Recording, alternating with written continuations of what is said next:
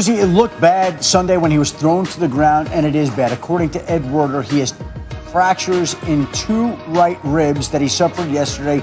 He already was dealing with 3 fractured ribs in his left side, and he's got a collapsed lung. Now, Dan Graziano says that the optimal timeline, the best case scenario, would be 2 to 3 weeks that you're looking at. Could be longer. You're talking about a 41-year-old quarterback who's beaten, battered, and right now is dealing with broken ribs and a collapsed lung. That's not pretty. So listen, part of the reason that Jameis Winston signed with the Saints, and Steve, let's bring you in here, to learn from Brees and Peyton to get a second chance in his career.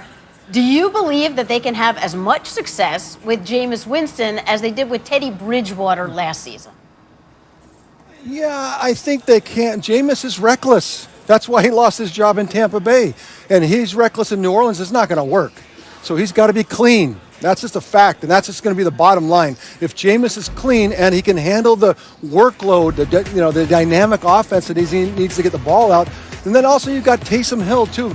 Teddy Bridgewater was great because he was so efficient, and that's what worked. And I'm sure that Sean's going to call plays that are going to help him do that, but if he's reckless, we got a huge problem. Now, do they lean into Taysom Hill? How long have we heard about Taysom Hill as a replacement for Drew Brees? I think they've backed off of that because Taysom is so productive at this Swiss Army knife position into the future. I think they're going to continue to do that, but why not allow Taysom in this 35% or 40% of the plays that Taysom is a quarterback? He can run all those running plays that he had, but let him throw the ball a little bit more. Let's see what Taysom has as a quarterback. Sean, you said Taysom could possibly replace Drew. Let's see a little bit of it. Right, but Peyton has maintained anytime we've met with him this season that Taysom Hill does serve so many purposes. It's like losing 3 players if suddenly he's the starting quarterback. So they want to sort of maintain their system. Yeah, they talk about Taysom Hill as the future, but maybe that's for the future, right? You know, when I look at this, looking at yesterday, I just wanted to see the comparison between snaps between Taysom Hill and Jameis. But let me go back to what Steve said, talking about Jameis Winston and him being reckless. Jameis Winston really was in an offense where he didn't really have the check down running back and a guy like Alvin Kamara has for the Saints. So I really think that you can't live off last year of them going 5-0 with Teddy Bridgewater because it's year after year. It's going to be something that we're going to look forward to see what type of innovator Sean Payton can really be. But I really think with Alvin Kamara in that backfield, it's going to lighten the load up for a guy like Jameis Winston. You know, when you look at Drew Brees and Teddy Bridgewater, very similar quarterbacks. They don't really look for the touchdown. It's first down to check down. You bring in Jameis Winston, he's looking touchdown, then he comes all the way back to his check down. This is going to be a referendum on Sean Payton.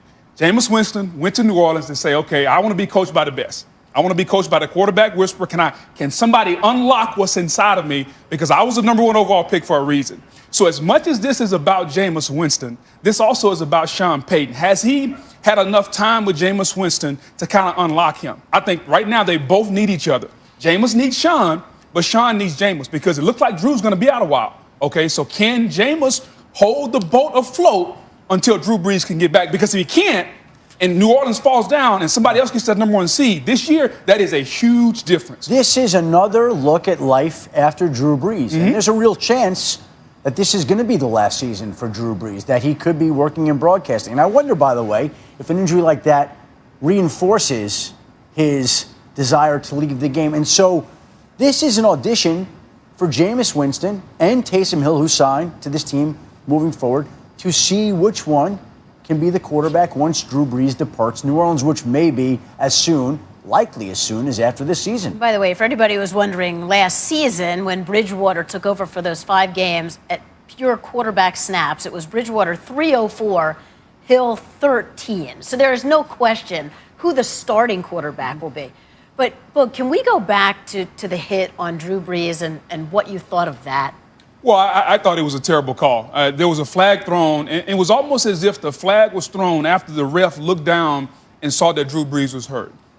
To me, that was not a malicious hit. That was Contavious Street making a nice move. He beat his man. He made the sack. And if you'll see him, when he grabs Drew Brees, he gets bumped from Andrews Pete, and he just falls down with Drew Brees. If that is unnecessary roughness right there, we may as well put flags on quarterbacks and start playing two-hand touch. That was a textbook. I beat my man. I got a sack. And shame on the ref for taking that sack away from that young man. I don't care if it was Drew Brees Tom Brady, I don't care who was back there playing quarterback. You don't make that call after that. You don't do that. Let's bring Steve back in. Hey, Boog, I 100% agree with you. I mean, honestly, after they called that, I was like, how do you want to have him tackle him? It's not football. You can't hit him low, so you go higher on the shoulders. Now you're going to take a guy down. Think about it, just from a physics perspective, you can't take him down. Now, did he land on top of him? No, he didn't. He rolled off the side. When it happened, I'm like, oh my gosh, how could you call that? How could you come together and figure that that was a penalty? And to me, I understand that he got hurt, but I don't know how a defensive lineman can play in the NFL anymore. It's literally you rub by the hand on the helmet and it's a foul. There is really no place for defensive linemen. I feel bad for your tribe, Boog, the defensive linemen in the world. I don't know how they're going to play into the future. It's definitely not the football that we all knew.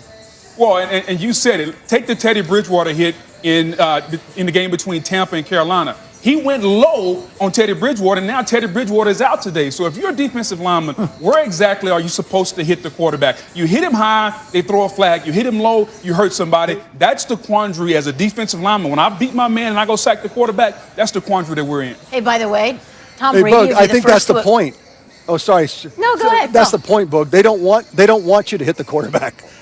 Don't you get it, Booger? No hitting the quarterback. Sure. I hear you. Right, and what I was going to say was Tom Brady would be the first to agree with you. When we talked to those guys, yes, he exactly. said they've taken the physicality out of the game, which he doesn't agree with. So Booger brought up Teddy Bridgewater. Let's get to some other news and just how is he doing? Well, there was no structural damage in his knee, according to Chris Mortensen. He was in the building today, and Matt Rule, the Panthers coach, said he's hopeful that Teddy Bridgewater will be able to practice on Wednesday and play next Sunday against the Detroit Lions. The MRI, again, did not show anything significant, which was the concern that it could be, but he has a chance still, it sounds like, to be able to play on Sunday. On the other hand, Christian McCaffrey is not expected to play. It's unlikely he'll be out there. That shoulder injury will prevent him, it sounds like, from playing. Matt Rule says it's still week to week. But I'm telling you right now, I'll be very surprised if McCaffrey is out there on Sunday. There's other quarterback news as well, Susie. We take a look. Drew Lock also suffered a rib injury on Sunday. He may not practice on Wednesday. I think his status for Sunday's game against Miami is in question. Sam Darnold already ruled out against the Chargers. Joe Flacco will start. And Andy Dalton back at practice today and is on track to play Sunday at Minnesota against these Vikings tonight. Here's a little bit of good news, Adam. We know you will keep us up to date on any breaking news, as we are just getting started on Monday Night Countdown. We'll relive the Hail Murray that shocked the NFL world. Will the play of the year jumpstart a deep playoff run for the Cardinals? And speaking of amazing plays, Sunday provided a ton of those around the NFL. Could a DeAndre Swift hurdle crack Boomer's top plays of Week 10? Plus, we go one-on-one with Dalvin the Chef Cook. Find out the key ingredients to his success on the field and in the kitchen. Bake shrimp Alfredo, we put the red sauce in it. Whatever pasta you want, I can make it. A red-hot Dalvin Cook faces a tough Bears defense. The Soldier Field turf has been like a house of horrors for Minnesota. Next chapter, under the blinding lights of Monday night. The Chicago Bears are world champions of football. For those who don't like our people, that's tough. We like them. We're going to be here all day.